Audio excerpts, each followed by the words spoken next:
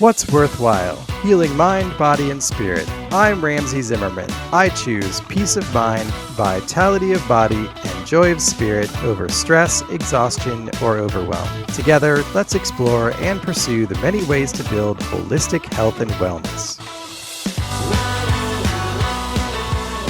Well, it's interesting, isn't it? Because it's actually the most common bacterial infection globally. So it is a really, really common occurrence. It's not like this should be a specialist or niche area of health. A UTI is an infection of the urinary tract, and it does predominantly affect women, but that might be why, despite the fact that it's a common health occurrence, it's not well researched, understood, and treated. So I'd really like to see a lot more funding, a lot more research going into these conditions. But like I say, just more conversations, like women feeling like it's okay and it's acceptable to talk about their health. I'd really love to see doctors start to take patient reported experiences more seriously. Hey there, it's Ramsey here. That was Saoirse Nash. Saoirse is the director of Live UTI Free, an international women's health research and patient advocacy organization. She's also a natural health coach. We talked about the fact that urinary tract infections are often not adequately addressed and how many women just think of them as an annoying fact of life when in fact they can be both effectively treated and prevented. Saoirse and Live UTI Free call for better testing and use of antibiotics, as well as more open conversation. In terms of prevention, it's all about promoting a healthy microbiome through nutritious eating, stress reduction, and good hygiene. While they're probably still not the best dinner table conversation topic, UTIs are widely experienced and often misunderstood. So let's talk about them. Hey, Saoirse, how are you doing today? I'm doing really well. The sun is shining. It's been really warm over here, so that definitely boosts the mood. That's great. Where is over here? Where are you? So I'm in County Cork in the south of Ireland, and we don't get a lot of sunshine here, so it's glorious when it comes. Yeah, well, I hear you. I'm in the Pacific Northwest in Washington State in the USA, and that is basically the same deal. We don't get a lot of sun either, except for like Yeah. 2 months out of the year, and then we just have nonstop sun Oh, when see, it's we not don't have nighttime. non-stop sun here. It's very intermittent, very hit and miss. So you might have 2 days and then rain for 2 weeks, even in the summer. So it's, yeah, you've got to grab it where you can. Well, that is great. Hey, thanks for joining me today. You are a women's health coach, a yoga teacher, and the director of Live UTI Free, which is an international women's health organization. Hmm. Um, for those who are fortunate enough not to know, what is a UTI? And you would be very fortunate not to have experienced it, at least as a woman. A UTI is an infection of the urinary tract. You can have upper urinary tract infections and lower urinary tract infections. So your urinary tract consists of the kidneys, the ureters, the bladder, the urethra. It's very common. It seems to be the most common to have lower urinary tract infections of the bladder or the urethra. It's usually a bacterial infection, but there can be other causes for bladder infections or similar symptoms. Um, Very, very common condition, but not well treated, not well understood. Hmm. So we can't just easily and quietly just knock that out with antibiotics. Is it just? It's not just a part of life, I wish. Clearly, clearly, I expect you to say no. But how do you dispel that attitude, which seems really prevalent? Well, it's interesting, isn't it? Because it's actually the most common bacterial infection globally. So it is a really, really common occurrence. It's not like this should be a specialist or niche area of health. And it does predominantly affect women, but that might be why, despite the fact that it's a common health occurrence, it's not well researched, understood, and treated. Um, in theory, if we had decent testing methods, and if we took patient symptoms seriously, and we prescribed antibiotics for an appropriate length of time, then perhaps it would be as simple as going to the doctors, being tested, getting your antibiotics, and going home. But the problem, at least over here, I don't know about in America, obviously, but in Ireland and the United Kingdom, the patient experience is maybe not given as much weight as it should be. The testing methods aren't fantastic. They miss a huge percentage of infections due to inaccurate testing methods. And often the course of antibiotics that are prescribed is too short. It's kind of standard to get a 3-day course when actually what seems to be the most effective would be something between 7 to 10 or even 14 days. So, yeah, in theory, something that should be quite easily treated is actually is not well treated, and that is the case that a lot of women I've spoken to have found that that's the case for them too. You know. Yeah, yeah. So this, why is this a really personal issue for you? Why are you so passionate about it? So, yeah, I've really struggled with the UTIs. I used to get a lot of acute UTIs when I was in my teen years. So, by acute, I mean, I would get the symptoms, they would kind of come up over the day, and then maybe 1 to 2 days later, the symptoms would be gone. So, it was an acute episode. I would be in a lot of pain during that time, but it would be short lived. And I would get maybe 2 to 4 UTIs a year, again, because there's not a lot of education around UTIs. I didn't realize that that was unusual, that that was something to be worried about. I thought, exactly as you said a moment ago, it's just part of life. It's just what happens, and especially as a woman, you hear of a lot of other women having UTIs. So it is normalized.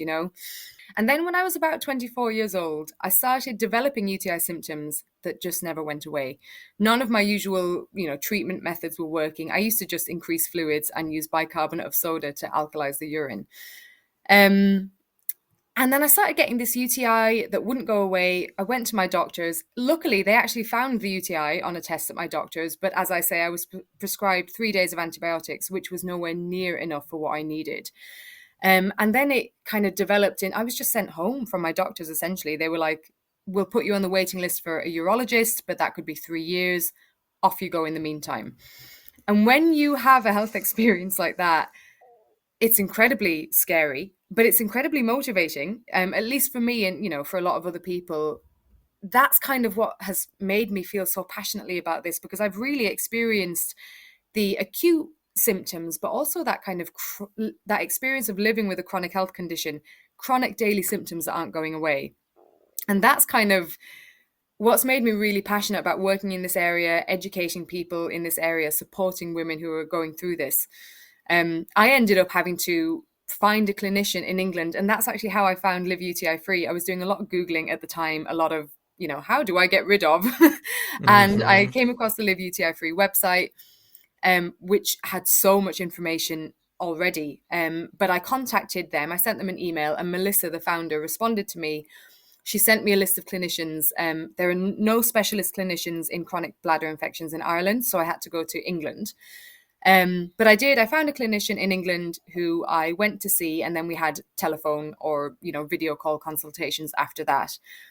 And she put me on a course of long-term antibiotics. I was on antibiotics, for a year, 2 years, for a long, long time. It took quite a while for the antibiotics to make a dent in my symptoms. It's different for every person, but it took quite a while for me. Um, so, but Well, that experience really kind of motivated me to learn more myself, to support other people. It's just, there's nothing more motivating than going through it yourself. yes, absolutely. And having chronic illness, chronic symptoms, it has a way of kind of taking over your focus, taking over your life, right? Yeah. And it's whether it's a UTI or any other form of chronic illness, it really sort of gets in there, and it's hard to think about anything else. Yes, absolutely. So apart from year long uh, sessions of antibiotics, Mm. how can people get ahead of this, get in front of this, and prevent things like UTIs and other things, Mm. as well, in terms of living healthy lives and maintaining equilibrium, and Yeah. not getting unwanted infections in the first place? What kinds of things do you recommend? Yeah, that's a great question. And it's a holistic approach, right? It's a whole person approach. It's mind and body. There's no silver bullet, there's no one simple solution. If you want your body and your mind and your mental health to be in good condition, then you kind of have to approach it from all areas. Um, but specifically in terms of infection and immunity, it always comes back to gut health. 80% of your immune cells live in your gut. So if you really want to boost immunity, and that includes UTIs and other infections, then you really need to look at gut health. But again, gut Okay. health isn't just about what you're eating. Stress really negatively impacts gut health. It slows down motility, it sort of impacts absorption and digestion. So again, you kind of have to look at the body as a whole. You have to look at your diet. You have to look at your movement and your exercise. You have to look at your stress levels. It's really about, it's like I'd love to have like just one or two suggestions for people. It's like if you do these two things, you'll be great. But it's not. It's really like a whole person approach. All And I do right. find it really interesting the connection between the mind and body. Like you can be eating as well as possible and moving as well as possible. But if you are chronically stressed, if you're holding on to a lot of trauma, then you're still fighting an uphill battle. So it's really, yeah, mind body connection is a big thing.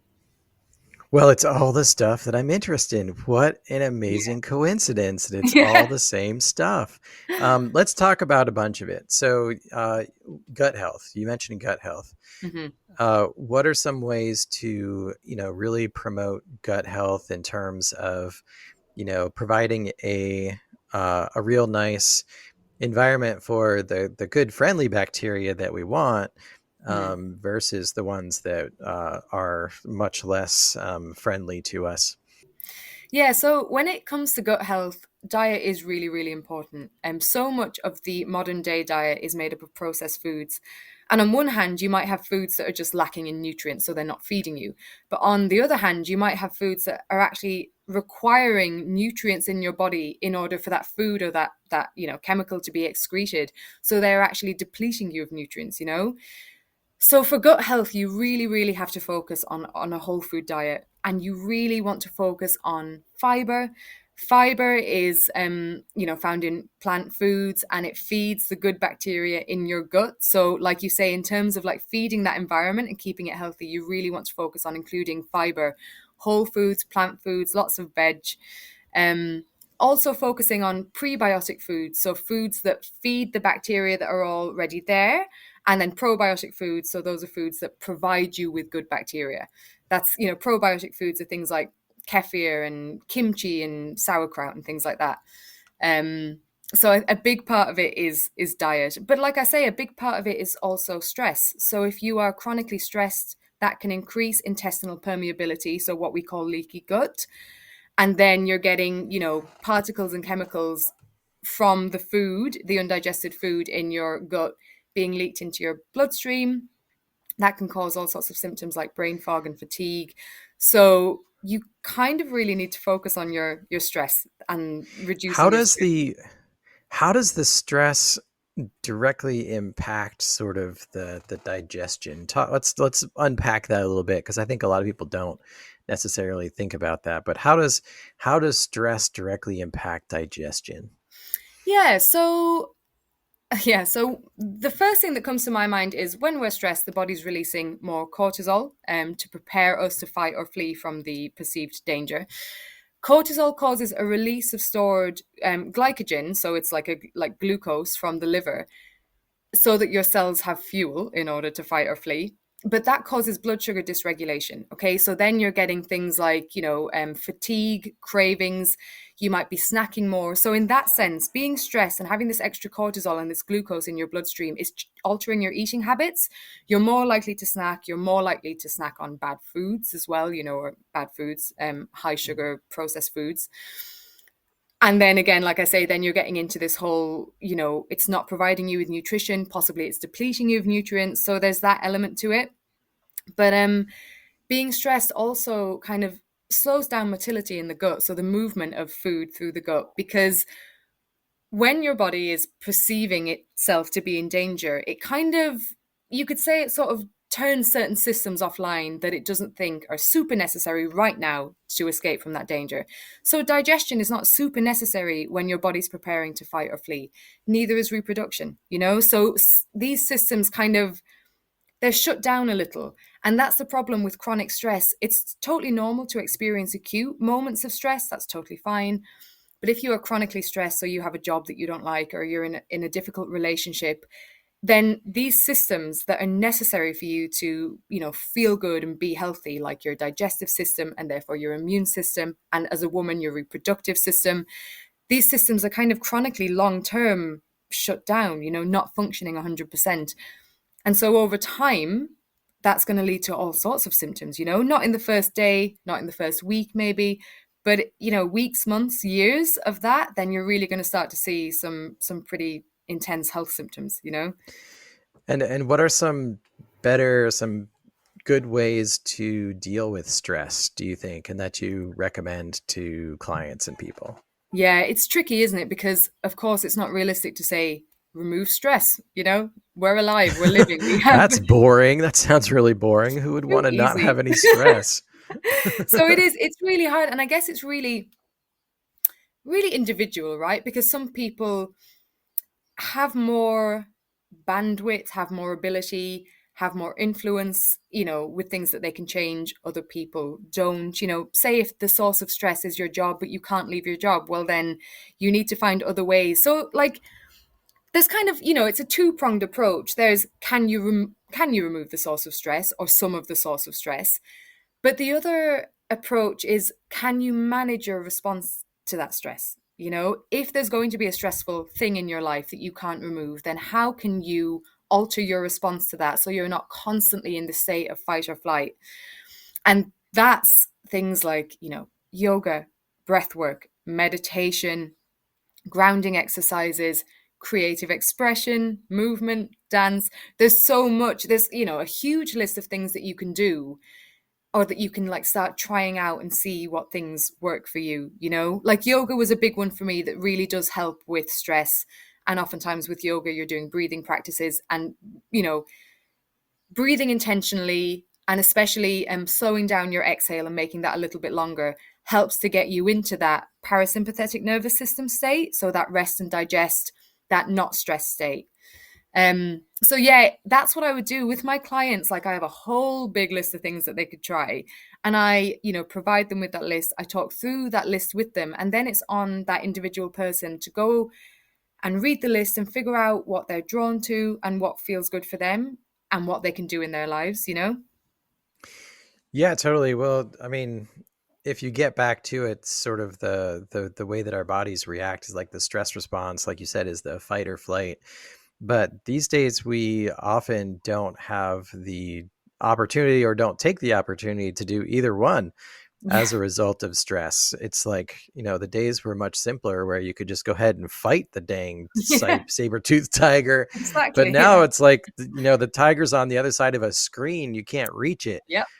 Um, and so, but just when we do get stressed, probably what I think is often the best stress reliever is just get some exercise. Mm, You know, get out there and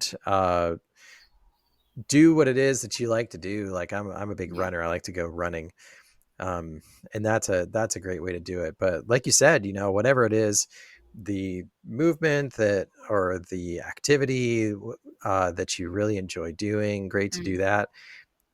And then, you know, you also described ways to sort of process and physically process and work through the stress.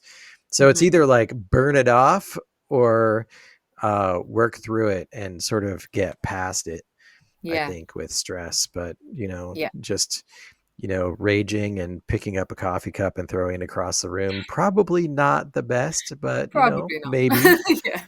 I don't know. It's worth a shot if you're really Yeah. into chucking coffee cups across the room. Oh dear. Um, and let's see, what are some of the other things to let's talk a little bit about hormones, Mm. because hormones getting out of balance, out of whack, I think that is a big contributor, right? And Yeah. how can we try to sort of be aware of what our hormones are doing and encourage them to stay in alignment. Mm. Again, education is key, right? Because what most people think, or at least I can speak, from a woman's perspective because I work with women and not men, but what most women think of as hormones are estrogen and progesterone, which is accurate. They are hormones, but you have so many more hormones. Cortisol is a hormone, insulin is a hormone, you have thyroid stimulating hormone, and your thyroid governs your metabolic processes in the body. So converting, food into energy. So I think education is really important because if you think of hormones solely as your sex hormones, you're missing a trick with the rest of your system. And by the time your sex hormones are showing symptoms, so for women, PMS and irregular cycles and things like that, by the time you're experiencing those symptoms, there's likely, things are off in the rest of your hormonal cascade. So it's really, really important to educate and to understand that hormones are much more than just your estrogen and your progesterone. I think two of the really important hormones are insulin, which helps to lower your blood sugar, and cortisol, which does many things in the body, but one of which is it raises blood sugar when you're stressed. Because if those hormones are off, if you're like I say, chronically stressed or eating a diet that's really, really high in processed, simple carbohydrates and sugar, that insulin and that cortisol, your blood sugar is going to be off, and that's going to mess up all of the rest of your hormones. Even if you're doing other things right in your life, if you're eating a poor diet or you're chronically stressed, your hormones are going to suffer. um So we talked quite a bit about stress and cortisol. Let's talk about mm, insulin for a while. What really mm, drives insulin? It's blood sugar, right? So yeah. how do you manage insulin levels well, apart from, and maybe we're not necessarily talking about diabetes and type 2 diabetes. I mean, we could be, but even those who are pre-diabetic or, just in general, Mhm. uh, let's talk about ways to sort of manage blood sugar in order to manage insulin. Yeah, exactly. So insulin is the hormone that it's kind of like, think of it as a key for your cells. So it opens up the cells, and lets them receive the glucose that you've eaten in your meal, in order to use it for energy. So that's a great system when it's working correctly. And like you say, I won't maybe talk about a medical condition, but talk about the average person who's eating a really standard modern Western diet.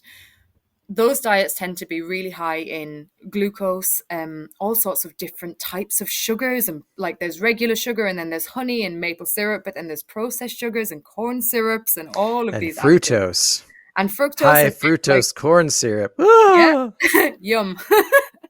So there's Mm. so, and then obviously there's also, we associate sugar with sugary sweet foods, but obviously, other carbohydrates and starches contain glucose as a molecule, and that will raise your blood sugar as well. Which is, again, not an issue in theory. If you're raising your blood sugar appropriately with good whole foods, fine. But again, if you're eating like a standard Western diet, then you're eating a lot of nutrient deficient foods, lots of high sugar, high processed carbs, which causes continuous spikes in blood sugar. And after a while, your cells can become like insulin resistant because it's like they're fatigued. They're being bombarded by glucose and insulin all the time. And it can start to happen where they don't respond to the insulin anymore. So that glucose is then in your bloodstream, and it's causing, dizziness, fatigue, like feeling like you need to snack, weight gain, stubborn weight gain that you can't. And then, as you say, that can lead on to being pre-diabetic or developing type 2 diabetes. So really, blood sugar can be managed really well with diet. It's about eating whole foods, and trying to reduce your processed sugars and your processed carbohydrates. I'm not against carbs at all, but you really want to be eating good whole food sources of carbohydrates. You also want to be eating adequate fat and protein to kind of, if you're eating sugar alone or starches alone, that'll raise your blood sugar really quickly. Whereas if you have a meal that includes fat, protein, fiber, and that glucose source, that'll slow the raise of your blood sugar. So yeah, it's manageable through diet, definitely. Yeah. Yeah. No, I am sort of uh, working through a nutritional therapy Mm, practitioners program right now. So definitely learning all about this stuff. And yeah. it's it's amazing to see what effects blood sugar has. And I used to always have major blood sugar issues. Yeah. I'm doing better though. We were talking about, we mentioned fiber earlier in the conversation, the fact that it feeds our microbiome Mhm. in the gut, but it also uh, sort of slows things down and is, getting fiber along with your starches and things like that is also a good way to sort of buffer your blood sugar. Yeah. And really, sort of building your diet around protein. So starting with protein as kind of the base, and then adding fats and carbohydrates in Hmm. appropriate levels, sort of based on your own metabolism and sort Yeah. of your own goals for eating, Yeah. really makes a huge difference in Yeah. to keep that insulin. And that the idea of insulin resistance, it's like, I find it so fascinating because people, in terms of personality, like if you nag somebody all the time about the same thing, then it's going to be like, oh god, at some point I'm just going to start ignoring you. Yeah, And exactly. that goes all the way down to the cellular level. Yeah. Like Yeah. our It's cells amazing. actually do that too. Yeah. Oh my gosh, I just always Yeah. find that so funny. That's a great analogy as well. Yeah. Yeah. um so it sounds like staying UTI free has lots to do with sort of all the basic kind of fundamental health issues. But are there any sort of more specific things that your organization recommends to live UTI free? So we don't recommend specific things. We're kind of like an advocacy information platform, and we're also involved in research, but we're not dealing one to one with patients and making recommendations, via the Mm, website, via the platform. But something else that I think would be valuable for us to talk about in terms of bladder health is, so a lot of women do tend to report that they get UTIs via sexual contact. So they're not STDs, they're not classed as STDs, because you can develop a UTI without sexual contact. But it is a risk factor, because there's skin on skin and, hands, are your hands clean? So I think it's really important to kind of highlight that element to it as well, because a lot of women I've spoken to, especially when they have a new partner, a new relationship, they find that they're suddenly, developing UTIs kind of more regularly. So it's always a tricky part of the conversation to have, because I in no way want to imply that you're dirty for having a UTI. That's not at all the point of the conversation. But there is an element of hygiene. I think, especially with your partner, it's really important that you're both clean, that hands have been washed. I know that, it can be quite helpful for some women to pee before and after having sex, because that helps to flush out the bladder and the urethra. So any bacteria that might have started to ascend the urethra into the bladder get flushed back out. So I think, yeah, having conversations around that as well, and that can feel quite intimate for people. That can feel quite uncomfortable to have that conversation, because it's, an intimate part of your life. But it does seem to be a risk factor for a lot of women. So again, education on how to be clean, how to keep yourself and your partner safe, and little self-care practices that you can do afterwards, like I say, peeing afterwards. I know some women like to take probiotics that are specifically designed for, the bladder and the urinary tract. So that can be useful to do sometimes after sex as well. So yeah, it's just like I say, because it's such an intimate and uncomfortable part of the conversation, people tend to talk about that area less, but it's actually really important and it's really common. Again, if we can just normalize it, it's a risk factor. It's quite a common risk factor. Doesn't mean anybody's done anything wrong. And here are the ways that you can keep yourself and your partner safe. So I think that's definitely something to add. well, again, it's kind of basic hygiene stuff. It's like, so Yeah, that's good, but it's also absolutely not something you talk about very often. yeah, I certainly don't talk about it, maybe yeah, ever. yeah. Um, And it's just a but funny thing, isn't it? Because again, it's education, right? If you so you might need to be taught, understandably, the connection between hands that haven't been washed, but how bacteria lives on the skin, how that can transfer from one place to another. That's not information you necessarily inherently know, and there's no problem if you don't, but that's why we need to have the conversation, so that you learn and then you protect yourself and you protect someone else. Do you think that those conversations have been happening more or less often? Like, how have Mm. you seen attitudes maybe change or develop over the last, 5 years or however long? What do you think, has there sort of been any change there? I think it's slow. I think it's like change in women's health is really slow. But there has been change. People are having these conversations more, and there are, organizations like Live UTI Free that are providing unbelievable resources and conversation around these topics, education. I know that, it's becoming more acceptable to have these conversations, even as a woman with your friends, socially. So there is a change, but it's slow. It's, women's health is a bit of a taboo subject. I actually recently read a book called Unwell Women by Eleanor Cleghorn, and she kind of talks through the last 2,000 years and the attitudes towards women in medicine. And it really, really explained clearly why women's health has been such a taboo subject and how we've spent 2,000 years creating this environment. So, What are some of those conversation. reasons? Oh my God, there's a lot. It's quite in depth. It's a lot to get into, but it's essentially, in that sort of patriarchal environment, women being viewed as lesser, less important, especially, when you're going back like 1,000, 2,000 years, all sorts of crazy attitudes towards women's bodies, thinking that women's bodies don't behave the same way as, male bodies or human bodies. Like it's been such a long history of devaluing and to an extent dehumanizing women's bodies, women's health, that have gotten us to a point where, like I say, it's uncomfortable to have these conversations. Nobody wants to talk about women's bodies or women's health. It all feels a bit taboo and a bit icky. So, like I say, that is changing a little, and that's why, conversations like this are so important, because we need to be talking about it. We need to see women talking about it. We need to see men talking about it.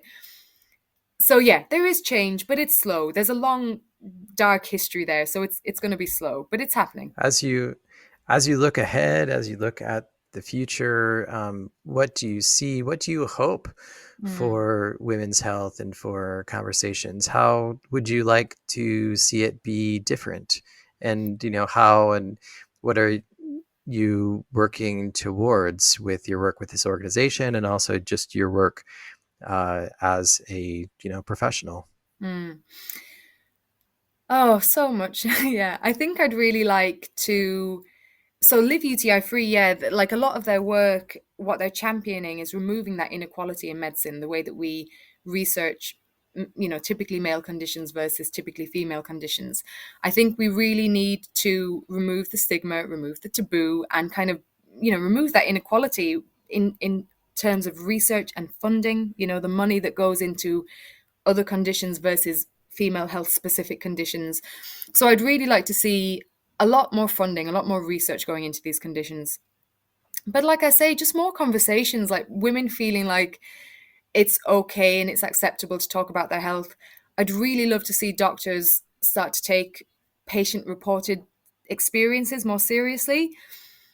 And again, I think it would be fair to say that is already happening a lot of the time for men, but I can certainly say as a woman going into a doctor's clinic with very, very clear symptoms, I was still not taken seriously. Like the issue with the test that you're offered for UTIs at the doctors is that it's inaccurate 30 to 50% of the time.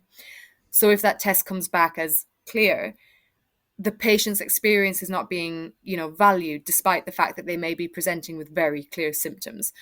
So I think for me, it's probably those two things, like, doctors taking patient experience more seriously and removing some of that inequality in research and care. And what do you think it would take for the doctors to take it more seriously and Mm. to have better discussions? Um, and also, there, uh, we're seeing more and more women doctors, right? And Mm, certainly if you look back over the course of the last 10, 20, 40 years, there's clearly a lot more women doctors. mm. Is that, a good trend for that? Is that an important, significant step?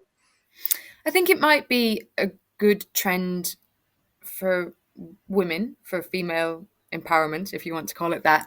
But I can say that most of the doctors I've seen are women, and most of them have not been very helpful. Even with female specific conditions, like anyone can get a UTI, but it is predominantly a female health issue. I've also got endometriosis, and that is a female health issue. And I've struggled to find a female doctor even that really takes that quite seriously. So it's a funny little irony, or maybe not so funny. I think it would really require.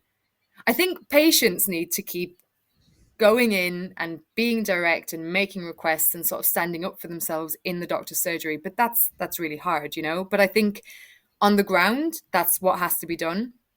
But I think that's why I talk about research and funding. I think doctors' training needs to be up to date with women's health, right? But that's only going to happen if we're doing studies and we're getting information and we're then teaching it to doctors. So I think that's a really vital element. Like, patients could do as much work as they can going into their doctor's surgeries and presenting them with all of this information and standing up for themselves.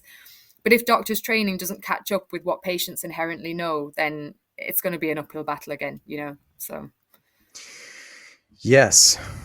Well, you and your organization are doing great work to educate people and help them learn about these issues. How do they find that? What resources do you have available? How can people find you, get in touch with you, that sort of thing? yeah, so Live UTI Free has so many resources. There's the website, which is liveutifree.com, and there's so many articles, so much information on that website. But they also have a YouTube, which is great. So they've got interviews with specialists and all sorts of information if you like to watch it in video format. And they also have an Instagram and a TikTok, so you can find them at Live UTI Free. And there's shorter form content that'll often direct you back to the longer form content, like the article or the video on YouTube. But honestly, there's so much information, and it's not just on bladder health; it's on all areas of female pelvic health. So definitely, if you're a woman with pelvic health conditions, issues, symptoms, check out the website, check out the YouTube. I'm on Instagram. I'm the.whole health coach. So I kind of provide short form content again, but informative. I try and pack some decent information into the caption. And you can also book a discovery call with me there as well if you wanted to discuss your own health personally. So yeah, you can find us there. Well, Saoirse, thank you so much for talking today. It's important, like you say, to bring up and normalize in conversations issues like these that really impact everyone. But it's not something that we kind of just talk about at cocktail parties or Yeah. whatever. So appreciate your time. Thank you so much for your work. And yeah, have a great rest of your day. Yeah, thank you. It was a great conversation. Thanks. Yep. Where to go from here? Visit what'sworthwhile.net to learn more about me, Ramsey Zimmerman. And please reach out to me and let me know what you think.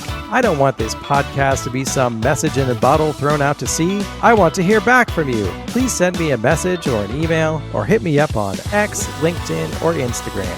And please leave a rating and review for the What's Worthwhile podcast on Apple, Spotify, iHeart, or Amazon. Thanks.